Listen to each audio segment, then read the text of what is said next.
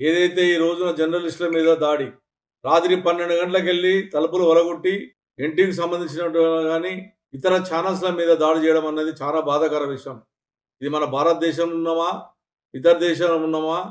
లేక రజాకాల పరిపాలన నడుస్తుందా? అంటే మీకు మంచి చూపెడితేనేమో మంచిది. ఏదన్నా నిజాలు బయట పెడితే వాళ్ళ మీద అక్రమ అరెస్టులు. ఏ విధంగా జర్నలిస్టుల మీద ఈ రోజున ఇంత భయంకరంగా రాత్రి 12 గంటలకు పోయి జర్నలిస్ట్‌లకు ఫోన్ చేస్తే రారా పోలీస్ స్టేషన్‌కి? అంత పారిపోయేటటువంటి జర్నలిస్టులు మన భారతదేశంలో ఉన్నారా? అందులో ఎన్టీవీ ఛానల్ సంబంధించినటువంటి ఏ రకంగా అయితే ఈరోజు చూస్తా ఉన్నారు. న్యూస్ మీద జరుగుతున్నట్టు చూస్తా ఉన్నాం. 40 ఛానళ్ళ మీద జరుగుతున్నటువంటివి చూస్తా ఉన్నాం. ఇతర ఛానళ్ళ మీద కూడా ఈరోజు మీరు అక్రమ అరెస్ట్ చేసే ప్రయత్నం చేస్తా ఉన్నారు. ఇది మేము పూర్తిగా ఖండిస్తా ఉన్నాం. అంటే మీరే లీకులు ఇస్తారు. మీరే ఏపిస్తారు. మీరు లీకులు ఇచ్చింది మీ పాత్ర లేదంటారా? మీ గవర్నమెంట్ పాత్ర లేదా?